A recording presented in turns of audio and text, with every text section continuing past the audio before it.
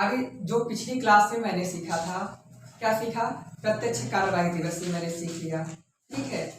और कल की क्लास में मैंने देखा था कि भारत का विभाजन कैसे होना है, किस प्रकार से क्या करना है, ठीक। और फिर मैंने देखा नौसैनिक विद्रोह सीख लिया। नौसैनिक विद्रोह कब हुआ था जानते हैं? 18 फरवरी से लेकर के जो है 23 फरवरी 1946 तक चला था। आप ये सब जानते होंगे, ठीक है। ये सारी बात हो गई थी। अब उसी क्रम में हम देखते हैं कि जो भारत स्वाधीनता अधिनियम आया, ये भारत स्वाधीनता अधिनियम किसका रिजल्ट था? तो भारत स्वाधीनता अधिनियम माउंटबेटन योजना का रिजल्ट था। माउंटबेटन योजना किसका रिजल्ट था? तो वो 3 जून प्लान का रिजल्ट था। 3 जून प्लान किसका रिजल्ट था? तो 3 जून प्लान वो बाल्कन प्लान का रिजल्ट था। बाल्कन प्लान किसका रिजल्ट था? तो आप समझ सकते हैं ये आपका लिखा है डिक्की बर्ड योजना का रिजल्ट। समझ पा रहे हैं कि हमने जो माउंटबेटन योजना पढ़ा था पिछली क्लास में, उसको कितने चरणों से होकर गुजरना पड़ा था। तो भैया ध्यान रखना, कभी भी बड़ी परीक्षाओं में अगर आते हैं तो ये सवाल मिलान करने को आ जाते हैं। तो सबसे पहले हमें ध्यान देने की अहम जरूरत है कि क्या आया था। तो सबसे पहले तो आपका आया डिक्की बर्ड योजना। डिक्की बर्ड योजना आया। उसके बाद 3 जून। तो पहले देखो हम भारत स्वाधीनता अधिनियम की बात कर लेते हैं। भारत स्वाधीनता अधिनियम, इसका नाम से ही कंफर्म है। भारत का मतलब, भारत स्वाधीन का मतलब स्वतंत्र, अधिनियम का मतलब एक्ट, यानी भारत की आजादी के लिए जो नियम कानून आए इन्हें भारत स्वाधीनता अधिनियम 1947 कहा गया, ठीक है। मैंने प्रत्यक्ष कार्यवाही दिवस मैंने सिखाया था, वहां पर याद करिए जब इटली ने कहा था कि चाहे जो हो जाए हर हाल में हम 30 जून 1948 तक देश को आजाद कर देंगे, है ना। तो यहाँ से एक हालिया सवाल उठते हैं कि यहाँ पे कुछ सवाल ये उठता है कि अगर जब नाम था इटली, उसने कहा था कि 30 जून 1948 तक हम आजाद कर देंगे, तो भारत को 1947 में ही आजादी क्यों? क्योंकि जब शांति पूर्वक हो जाता तो थोड़े से और इंतजार कर लेते, इतनी मार काट ना होती। क्योंकि आपने देखा था प्रत्यक्ष कार्यवाही दिवस में क्या क्या हुआ था, समझ जाएंगे ना। तो इन सब चीजों के चलते माउंटबेटन अपनी पुस्तक में ये लिखता है कि अगर शायद ही देश की आजादी में और समय बिताया जाता तो शायद देश में और भी ज्यादा नरसंहार होता, जिसके चलते भारत में कांग्रेस और तत्कालीन वायसराय और गवर्नर जनरल, उनका नाम है माउंटबेटन, इन सब लोगों के बस में कुछ भी नहीं था, ठीक है। ये कौन लिखते हैं? लॉर्ड माउंटबेटन अपनी पुस्तक में लिखते हैं, ठीक है। कहा इसलिए हमें जल्द ही ऐसा करना पड़ा। लेकिन एक बात यहीं पर सवाल उठता है कि जब गवर्नमेंट के ऊपर उंगली उठती है तो गवर्नमेंट क्या करती है? उसको चाहे जैसे ही दबा देती है विद्रोह को। लेकिन जब देश में आपस में हिंदू और मुस्लिम दो आपस में लड़ने लगे तो ये अंग्रेजों से क्यों नहीं दब पाया? ये तो एक प्रश्न बनता है। क्योंकि आपने पीछे देखा कितने बड़े बड़े कांड हुए, उनको दबा दिया गया अंग्रेजों के द्वारा पावर से, इसे क्यों नहीं दबाया गया? तो ये गधे तो यही चाहते ही खरगोश थे कि आपस में भारत में ऐसा फूट डाल करके जाइए कि आपस में कभी एक हो ही ना पाए।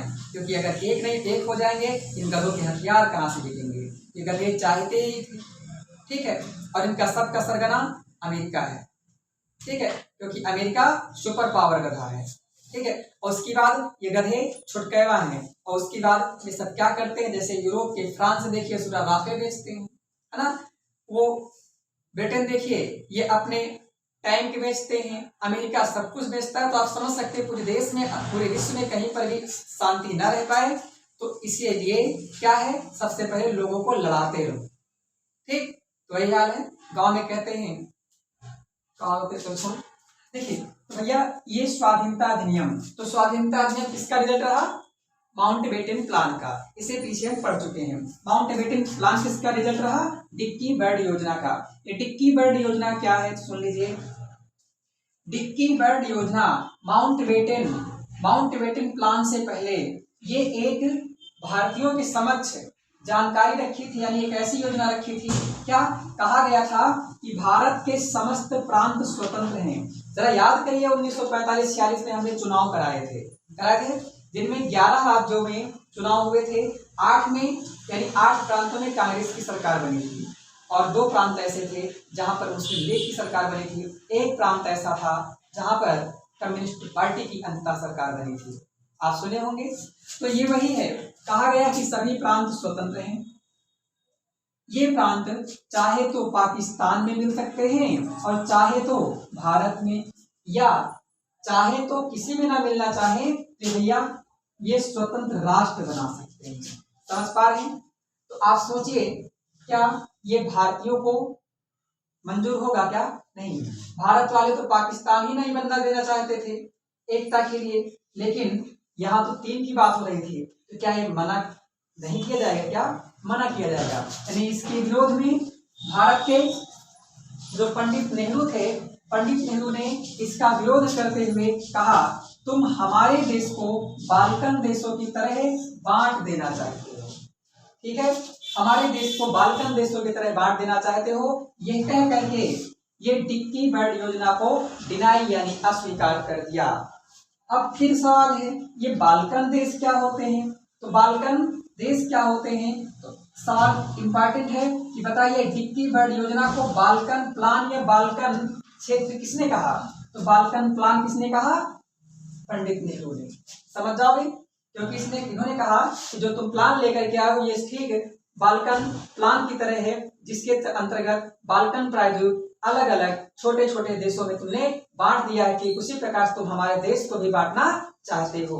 ये बाल्कन प्लान ये भूगोल में अहम सवाल बनता है। तो देखिए, जो बाल्कन देश हैं ये क्या है? तो यूरोप कॉन्टिनेंट में आप देखेंगे भूमध्य रेखा के ऊपर, जहां पर आज के समय में तुर्की है, तुर्की उसके ऊपर देखोगे तो वहां पर ये पर्वतमालाएं 3 पड़ती है। कौन कौन? डीनेरिक, एल्प्स, ये किसका पार्ट है? ये आल्प्स पर्वत का भाग है। किसका? आल्प्स पर्वत का। ठीक है, जैसे तुम्हारे यहाँ ट्रांस हिमालय है, ठीक है, लघु हिमालय है, बृहद हिमालय है, ठीक उसी तरह से है। और बाल्कन पर्वत और रोडोसे पर्वत, रोडेसे पर्वत इंपॉर्टेंट है, किस कॉन्टिनेंट में है? ध्यान रखना भैया, कहाँ है? यूरोप महाद्वीप में है। ठीक है, इन पर बसे हुए जो देश हैं वो हैं क्रमशः ये कौन कौन? अल्बानिया, यूनान, बुल्गारिया, रोमानिया और यूगोस्लाविया, ये देश हैं। इन्हीं देशों को हम बाल्कन कंट्री या बाल्कन प्रदेश या बाल्कन प्रायद्वीप के नाम से जानते हैं। समझ जाओगे। नेहरू ने कहा कि कैसे तुम मेरे देश को भी तोड़ देना चाहते हो, इसलिए नेहरू ने डिक्की बर्ड योजना को क्या?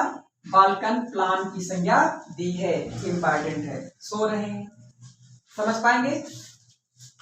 उम्मीद करते हैं ये सारी जानकारी समझ में आई होगी। आइए, जब ये सब हो गया तो जो लॉर्ड माउंटबेटन है इसने कहा यार ये तो गलत हो गया है ना। फिर से इसने भारत वालों के समक्ष एक और प्लान रखा, और वो रखा 3 जून 1947 को। कब रखा? 3 जून 1947 को। इसलिए इसी को 3 जून योजना कहा जाता है। क्या कहा जाता है? 3 जून योजना। 3 जून योजना में क्या कहा? कहा कि इसमें निर्णय दिया, कहा अच्छा ठीक है, भारत का विभाजन किया जाएगा, यह तय है। भारत का विभाजन किया जाएगा, यह तय है। क्यों किया जाएगा? समझिएगा, प्रत्यक्ष कार्यवाही दिवस चल रही है। प्रत्यक्ष कार्यवाही शुरुआत हो चुकी है 16 अक्टूबर 1946 को। नहीं शुरू हुई थी क्या? हमने सिखाया था 16 अगस्त को शुरू हुआ था, है ना, प्रत्यक्ष कार्यवाही। तो आप समझ जाइए, उसी समय कहा कि भारत का विभाजन किया जाएगा। और कहाँ किया जाएगा? तो भारत ने कहा कि जो बंगाल क्षेत्र है और पंजाब क्षेत्र है, यहीं पर मुस्लिम बाहुल्य क्षेत्र थे। बंगाल कहे तो आज का बांग्लादेश और बंगाल, कहा इसको 2 भागों में तोड़ा जाएगा, जिसमें मुस्लिमों की जनसंख्या है, मुस्लिमों की जनसंख्या है। इसको कहा हम पूर्वी बंगाल कहेंगे। क्या कहेंगे? पूर्वी बंगाल। और जो हिंदुओं की मेजोरिटी है इसको कहेंगे पश्चिम बंगाल। अच्छा, पूर्वी बंगाल को पाकिस्तान के हिस्से में दिया गया। और इसी के बगल में आता है पंजाब प्रांत। आज का अपने यहाँ का पंजाब, अपने यहाँ के पंजाब में आज का पंजाब, आज का हिमाचल, आज का हरियाणा, आज का दिल्ली, ये सब मिल करके भारत का पंजाब। और इससे कहीं 60 से 70% अधिक हिस्सा पाकिस्तान में पंजाब है। ठीक, ये बहुत बड़ा प्रांत था। कहा इसको दो भागों में तोड़ेंगे, कैसे? कहा कि जो इधर वाला हिस्सा पश्चिमी पंजाब है, पश्चिमी पंजाब में हिंदू बाहुल्य क्षेत्र यानी सिख है, और पूर्वी पंजाब में जो है इस्लामिकता है। ठीक है, इसलिए इसको हम तोड़ेंगे। दो भागों को तोड़ा गया किसके आधार पर? जब जो है सांप्रदायिकता के आधार पर। किसके आधार पर? संप्रदाय के आधार पर। अच्छा, ठीक। और कौन कौन से हैं तो इम्पॉर्टेंट है? दूसरा कहा गया कि इसमें हम देश को स्वतंत्र कर देंगे। क्या कहा गया? देश को स्वतंत्र कर देंगे। तो बताइए, दो अहम सवाल। भारत का विभाजन किया ही जाएगा और देश को स्वतंत्र किया ही जाएगा। कहाँ कहा गया था? तो 3 जून योजना में। समझ जाओगे? इसमें कहा गया। इसमें फिर सवाल आता है, कितने ऐसे क्षेत्र हैं जिन्हें जनमत संग्रह के द्वारा व्यवस्थित किया गया था? तो ये जो मुस्लिम बाहुल्य क्षेत्र है, ये लोग पाकिस्तान में मिले थे। ठीक, तो कौन कौन से ऐसे क्षेत्र जहां जनमत संग्रह यानी वोटिंग कराई गई थी? वोटिंग कराई गई थी, तो कौन कौन से हैं? तो एक नाम है उत्तर पश्चिमी सीमांत प्रांत, नॉर्थ वेस्ट फ्रंटियर प्रदेश। उत्तर प्रोविंस कहते हैं उसको, अच्छा प्रांत को। तो उत्तर पश्चिमी सीमांत प्रांत, समझ जाओगे? अगला अगला आता है, ये नीचे है, इसे कहते हैं सिंध प्रांत। क्या? सिंध प्रांत, तो इसे कहते हैं सिंध प्रांत। उसके बाद है बलूचिस्तान, नीचे है सिलहट। कौन? सिलहट। इसे ध्यान रखेंगे। यहां पर क्या किया गया? जनमत संग्रह कराया गया। सिलहट कहाँ है? असम में। सीधे सवाल आ जाता है, जैसे कहेगा दीमापुर कहाँ है? दीमापुर नागालैंड में। कहाँ है? नागालैंड। वैसे ही कहता है सिलहट कहाँ है? असम में है। ठीक है, डिब्रूगढ़ कहाँ है? असम में है। ये सब पूछता है, इनको ध्यान रखना। तो इन क्षेत्रों में क्या किया गया? जनमत संग्रह कराया गया। इतनी बात समझ जाओगे? जनमत संग्रह के आधार पर ये सब काम किया गया। तो ये 3 जून प्लान है। क्या है? 3 जून प्लान। और ये सब कंप्लीट कर देने के बाद आगे माउंटबेटन योजना प्रस्तुत करता है, क्योंकि इसके बाद हमने सिखाया था आपको माउंटबेटन योजना में कि वीपी मेनन नाम के एक व्यक्ति हैं, उन्होंने कहा नहीं, ऐसे नहीं, भारत का विभाजन इस तरह से किया जाना चाहिए, कहा था। और इसको प्रस्तुत किया था माउंटबेटन को 3 जून योजना के बाद। तब माउंटबेटन उसको क्या किया? ब्रिटिश पार्लियामेंट में ले गया और वहां पर वोटिंग करा करके वहां से लेकर आया। फिर उसके बाद लौट के आया तो उसे कहा गया लॉर्ड माउंटबेटन योजना। क्या कहा गया? लॉर्ड माउंटबेटन योजना, जो आप पीछे पढ़ चुके हैं, समझ जाएंगे। तो लॉर्ड माउंटबेटन योजना के आधार पर ही भारत का पृथक्करण किया गया और इसी के आधार पर भारत की आजादी मिलती है, जिसे हम भारत स्वाधीनता अधिनियम कहते हैं, 1947 कहते हैं। इतनी बात समझ जाएंगे? इतनी बात समझ जाएंगे? तो भारत स्वाधीनता अधिनियम 1947 किसका रिजल्ट है? माउंटबेटन योजना का। माउंटबेटन योजना किसका रिजल्ट है? 3 जून प्लान का।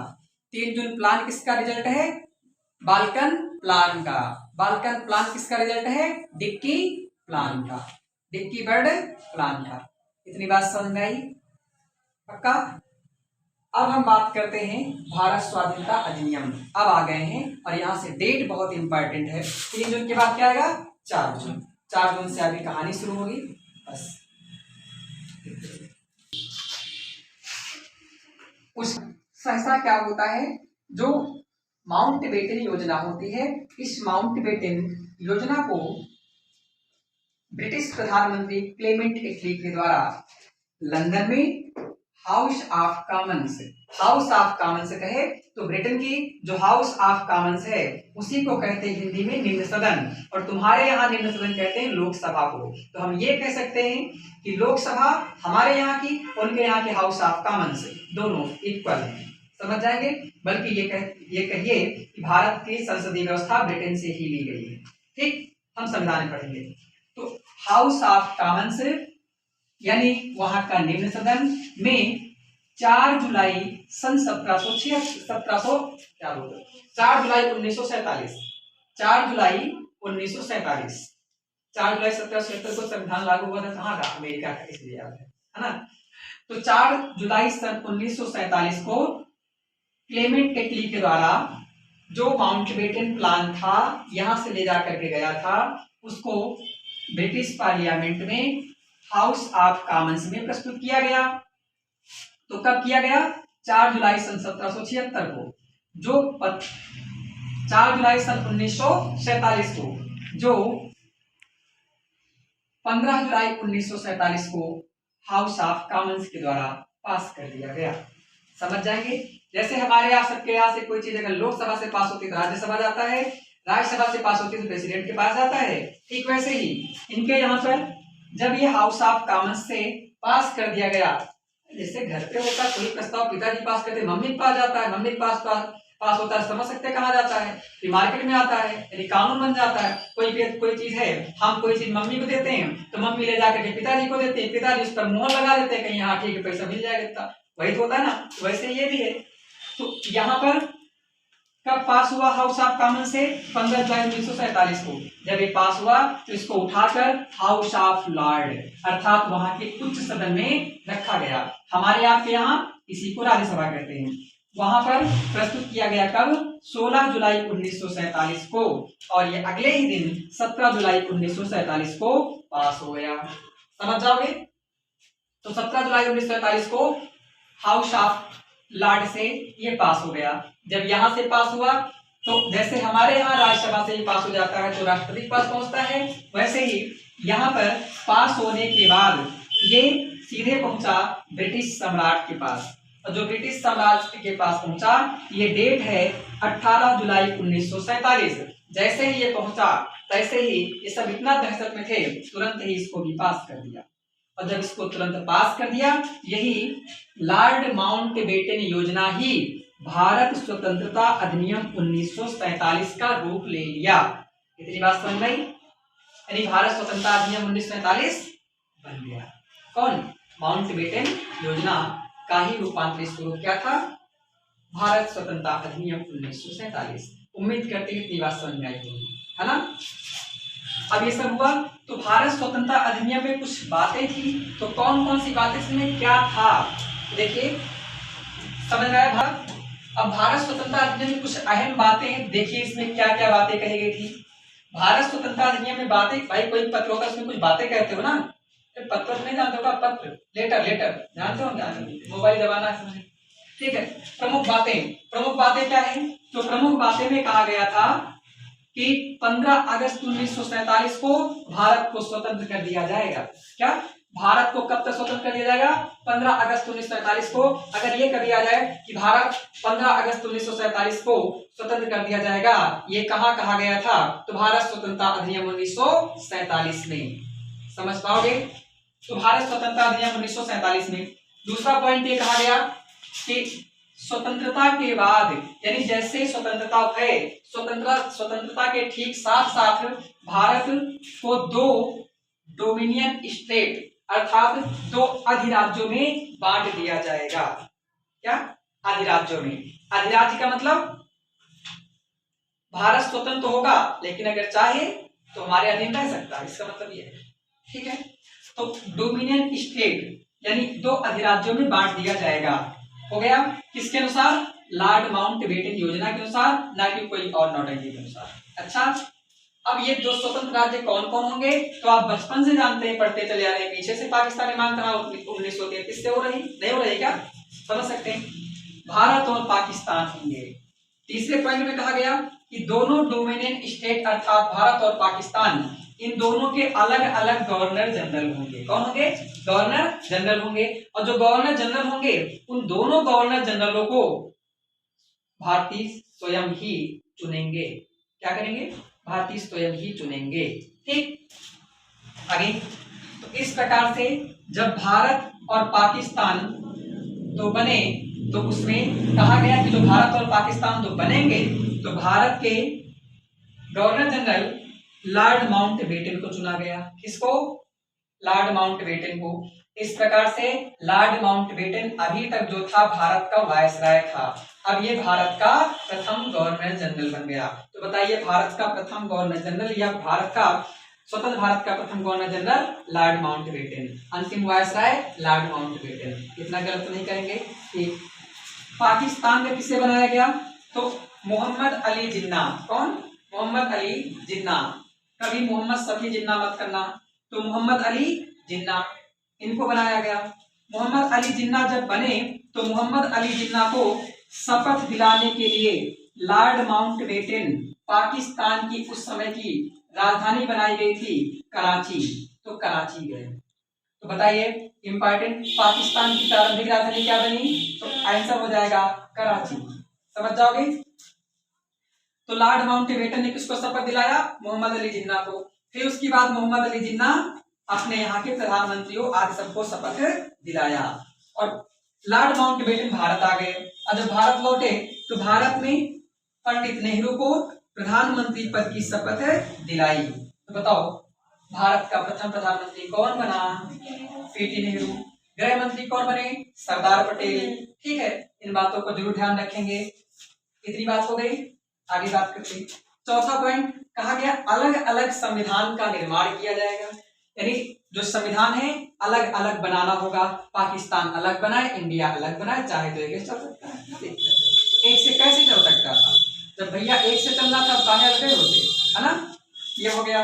पांचवा कहा गया जो संविधान है जब तक दोनों लोगों का अलग अलग संविधान नहीं बन जाता तब तक भारत शासन अधिनियम 1935 के तहत ही संविधान सभा विधानमंडल यानी मंत्रिमंडल होगी। यानी कहा गया कि जब तक भारत और पाकिस्तान दोनों अपने अलग अलग संविधान नहीं बना लेते तब तक भारत शासन अधिनियम 1935 के अंतर्गत जो कही गई बातें हैं उनके अनुसार संविधान सभा ही मंत्रिमंडल यानी विधानमंडल का कार्य देखेगी। इतनी बात समझ गई?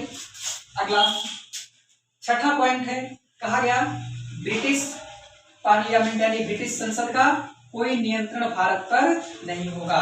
अगला कहा गया कि जो भारत है, भारत अब आजाद हो गया है, भारत पर ब्रिटिश संसद का कोई भी नियंत्रण नहीं होगा, चाहे ये अपने संविधान में यानी भारतीय अपने संविधान में हमारे अर्थात ब्रिटेन के खिलाफ ही कोई कानून क्यों ना बनाए। ठीक, आपकी स्वतंत्रता कैसे? आप कुछ भी करो, आप कोई रोके ना तभी तो आपकी स्वतंत्रता है, जब रोके तो कैसी स्वतंत्रता, है ना? तो ये बात कह दी गई। सातवां पॉइंट कहा गया भारत का सम्राट या साम्राज्ञी पद समाप्त हो जाएगा। मतलब कि जो भारत है, अगर भारत स्वतंत्र हो गया तो भैया ब्रिटेन का क्या राजा या रानी भारत का राजा या रानी होगा क्या? नहीं। समझ जाएंगे ना? यानी सम्राट या सम्राज्ञी नहीं होगा। समझ में बात? और जब ये नहीं होगा तो यहाँ यानी ब्रिटिश पार्लियामेंट में एक पद हुआ करता था जो कैबिनेट मंत्री का पद था, उसे हम भारत मंत्री कहते थे। क्या कहते थे? भारत मंत्री। ये ब्रिटिश पार्लियामेंट में ही रहता था, इसके अधीन भारत में रहने वाले भारत सचिव होते थे। अच्छा, तो कहा गया इनका भी पद समाप्त कर दिया जाएगा और 26 जनवरी 1950 तक इस प्रकार से हम डोमिनियन स्टेट रहे अर्थात उनके अधीन रहे। लेकिन इसके बाद हम संप्रभु राष्ट्र बन गए क्योंकि हमने अपना संविधान लागू कर लिया। समझ जाओगे ना? अच्छा, सीधी सी बात, जैसे हमारे आपके राजदूत मान लीजिए चाइना में है, अब हमारे आपके राजदूत चाइना में है, जब चाइना में राजदूत वे नहीं रहेंगे तो बताइए वहां पर हमारे यहाँ राजदूत हम वहां के लिए क्यों नियुक्त करेंगे? समझ में आई बात? वैसे ही यहाँ पर है। तो अगला है 8 नंबर, भारत पाकिस्तान सीमा निर्धारण के लिए 2 आयोग बनाए जाएंगे। ये सबसे खतरनाक पॉइंट है। तो भारत और पाकिस्तान के सीमा निर्धारण के 2 आयोग बनाए जाएंगे, यानी जो ये भारत बना था, कहा गया ये बंगाल के विभाजन के लिए बंगाल सीमा आयोग बनेगा और पंजाब यानी ये वाले क्षेत्र के लिए आज का पाकिस्तान विभाजन के लिए क्या बनेगा? पंजाब सीमा आयोग, जिसमें 2 व्यक्ति कांग्रेस के होंगे, 2 व्यक्ति मुस्लिम लीग के, नीचे वाले में भी 2 व्यक्ति कांग्रेस से, 2 मुस्लिम लीग से। तो ये बताओ बराबर की मार है कि यहाँ पर सामंजस्यता बढ़ पाएगी क्या? आपस में समन्वय नहीं बन पाएगा, जिसके अंतर्गत क्योंकि कहा गया था कि आप अपना अध्यक्ष चुन लीजिए, लेकिन गंधर्व है, समन्वय ही नहीं बना पाए। तो क्या करेंगे?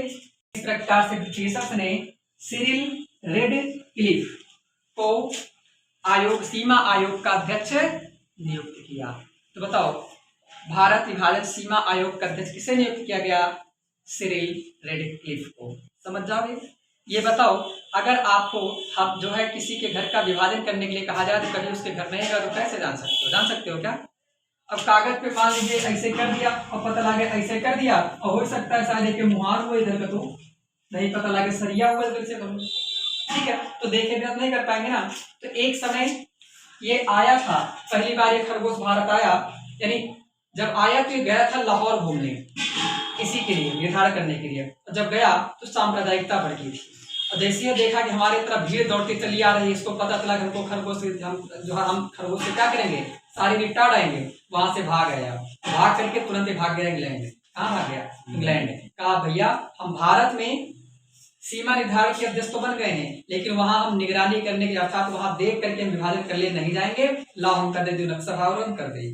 और इसने बैठ करके वहीं पर क्या कर दिया, ऐसे खींचता चला गया पेंसिल से, और जो जैसे जहां होता गया वैसे ही बनता गया। अब पता लगे कोनो मनैया खड़ा रहा है जगह, देखिए टांग एक ठैया पता लगे 20,000 भारत की सीमा रेखा, ठीक है, तो आधा इंडिया का आधा इधर का, भैंसिया बांधी पता लगे घूमत घूमत इधर इधर चली गए, आधा इंडिया में आधा पाकिस्तान में, समझ जाओगे ना। इस प्रकार से ये भयंकर नरसंहार का कारण बना, ठीक, ये खरगोश आप समझ सकते हैं।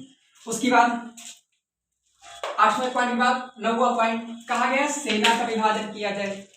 अब सेना का विभाजन यहाँ पर सोचने की बात है, यही पॉइंट सोचने की है। सेना विभाजन में कहीं पर भी जो अंग्रेज के इन लोगों ने सेना का नियंत्रण इस हिसाब से रखा था, दुनिया की सबसे समृद्ध सेना थी, कहा की दुनिया की सबसे सुपर सेना थी। अब दुनिया की सबसे सुपर सेना थी क्यों? क्योंकि इन्होंने कहीं पर भी ऐसी कोई रेजिमेंट नहीं था जहां पर किसी एक ही बिरादर के लोग रहते हैं। अब ये नहीं है कि बंगाल है तो बंगाल में केवल वहां के जो है रेजिमेंट में केवल मुस्लिम सैनिक ही हैं, नहीं, क्यों? क्योंकि मिश्रित करके रखा, हिंदू भी, ईसाई भी, मुस्लिम भी, सभी, ताकि कोई भी विद्रोह ना कर सके, अपना सहमति बना करके आपस में, समझ में आई बात। इसके लिए बहुत ही समृद्ध और उत्कृष्ट सेना थी, इसलिए ये लोग इसका विभाजन नहीं करना चाहते थे। एक और जिन्ना दोनों लोगों से कहा एक काम के वजह से जो है सेना का विभाजन ना किया जाए, तो ठीक, जैसे कोई अटैक करेगा तो उसमें जाकर के लड़ डालेंगे सीना, अब बाकी आपस में क्या जरूरत है। तो इन दोनों लोगों का कहना था कि जब हमका आपस में अगर रहना होता तो हम काहे विभाजन ही करते, समझ पा रहे हैं ना। तो यहाँ पर सेना का विभाजन करना एक बड़ा काम था, ठीक है, लेकिन सेना का विभाजन किया गया था, ठीक। हम आपको सवाल बताएंगे, भारत में एक बग्घी हुआ करती थी, क्या बग्घी, और बग्घी जिससे राजा चलता था, यहाँ का वायसराय चलता था, उससे आज देश के प्रेसिडेंट चलते हैं भारत के, कौन चलते हैं? प्रेसिडेंट। इसके भी विभाजन की बात आई, या तो एक ही थी ना, इसको कैसे बांटोगे? बात वही है, जैसे 2-3 लोग होते हैं, भैया आपस में किसी गाय है तो ये कैसे बांटेंगे, समझ पा रहे हैं ना। तो वैसे ही बग्घिया कैसे बांटेंगे, तो इसकी बात हम फिर कहीं बात करेंगे, जब भारत और पाकिस्तान बंटवारे की बात करेंगे तब आपको बताएंगे भारत को ये बग्घी मिली कैसे, इस बग्घी का एक विशेष इतिहास है, ठीक, जानिएगा। 10वां पॉइंट है देशी रियासतें चाहे तो मिलकर या स्वतंत्र रह सके। मतलब कहा गया कि जो भारत की देशी रियासतें हैं, ये जो भी चाहे तो पाकिस्तान जाए, चाहे तो इंडिया जाए, और चाहे तो स्वतंत्र रहे, ठीक, वो उस पर निर्भर करता है। तो यहाँ पर भारत के गृह मंत्री कौन होते हैं? वल्लभ भाई पटेल। इनकी बात हम संविधान में करेंगे, लेकिन 3 मुख्य रियासतें जिनको जान लीजिए। एक रियासत थी हैदराबाद। हैदराबाद आप इंडिया का मैप देखोगे तो इस प्रकार से साउथ इंडिया में देखोगे तो आज का तेलंगाना, ये बीच में हैदराबाद है। ये बताओ, अगर ये हैदराबाद है, यहाँ का निजाम शासक यानी मुस्लिम था, जनसंख्या भी मुस्लिम थी, और ये पाकिस्तान में मिलना चाहते थे। सोचो अगर ये पाकिस्तान में होता, तो ये पाकिस्तान में होता, सोचो पाकिस्तान बिचवा में होता, तो पाकिस्तान में कोने में शत्रु है या यहाँ है, तो इतना परेशान करता है, समझ पा रहे हैं, जहां पाओ तो बम फोड़े रहा था, ठीक। इस प्रकार से अगर ये बिचवन घुसा होता तो भैया चारों पेटी पूरा जो पटाखा लगा हुआ करता, समझ पा रहे हैं। और उसके बाद गुजरात में ये ऐसे जो देखते हैं ये जूनागढ़ था। अभी जूनागढ़ यहू के बिचवा देखा जाए तो बैठा है, अगर इधर ये बैठा होता इतना ऊपर कच्छकरण मुंबई रहा है, ये मरद है यहाँ पे कच्छकरण में कहता हमारे खरगोश, ठीक, ये यहाँ परेशान रहता है। तो यहाँ भी होता तो भारत तो और खतरनाक स्थिति होती। यहाँ पर अहम कार्य किए गए। हैदराबाद को चारों तरफ से तत्कालीन गृह मंत्री कौन? सरदार पटेल। इनके द्वारा चारों तरफ से सेना से घिरवा लिया गया। जो निजाम था वो अपना कुतुब मिनार लेकर के भाग गया पाकिस्तान, और इस प्रकार से इसको भारत में मिला लिया गया। और सेना कहीं पर ऐसा काम करती है उसे ऑपरेशन कहा जाता है, और कोई सीक्रेट कोड होता है, इसका नाम रखा गया ऑपरेशन पोलो। क्या नाम रखा गया? ऑपरेशन पोलो। ऑपरेशन पोलो यानी इनको जो है लतिया करके क्या किया गया? हैदराबाद को भारत में मिलाया गया। तो बताओ हैदराबाद भारत में कैसे मिला? ऑपरेशन पोलो के तहत, या इसे सैनिक कार्यवाही भी कहते हैं। हो जाएगा। और जूनागढ़, जूनागढ़ का जो शासक था मुस्लिम था, जनता यहाँ की हिंदू थी, और ये भारत में ही मिलना चाहते, है ना। यहाँ पर वोटिंग यानी जनमत संग्रह कराए गए। तो जनमत संग्रह के आधार पर कौन भारत में मिला भैया? जूनागढ़ है। इतनी बात समझ आई। और जम्मू कश्मीर जो रियासत थी, इनके पास जब वीपी मेनन को भेजा जाता है, किसी वाले वीपी मेनन जब भेजा जाता है तो कई प्रयास किए जाते हैं, लेकिन अंततः राजा हरि सिंह मिलने से इनकार कर देते हैं। कहते हैं हमारा पेट दर्द कर रहा है, हम मिलने में अक्षम हैं। लेकिन आप समझ सकते हैं ये बहानेबाजी। आज तक ये पेट दर्द इंडिया का बना हुआ है। पेट दर्द से पूरा सिर दर्द बन गया है, क्योंकि जम्मू कश्मीर कहाँ है? हमारे सिर पर है। जम्मू कश्मीर को भारत का ताज कहा जाता है, समझ जाओगे ना। वैसे दुनिया का क्या स्वर्ग कहा जाता है। किसने कहा? ये पृथ्वी का स्वर्ग जम्मू कश्मीर को जो है एक जहांगीर नाम का बादशाह था, उसने कहा था। समझ जाओगे ना। उम्मीद करते हैं ये आपकी बात आपको पूरी तरह से बात समझ में आई होगी, लग जाएगा। ये है भारत स्वतंत्रता अधिनियम। क्या है? भारत स्वतंत्रता अधिनियम। और यहीं से भारत को आज़ादी जो मिली है, ये कैसे कैसे यहाँ पर घटनाक्रम रहे वो समग्र रूप से आप जान चुके हैं। हम फिर कभी भारत पाकिस्तान बंटवारा की बात करेंगे, और जो भी है आप कंप्लीट कर चुके हैं। ठीक है, इस प्रकार से ये चैप्टर समाप्त होता है। ठीक है, अब हम जल्द ही कुछ नए अध्याय के साथ मिलेंगे। तब तक के लिए धन्यवाद।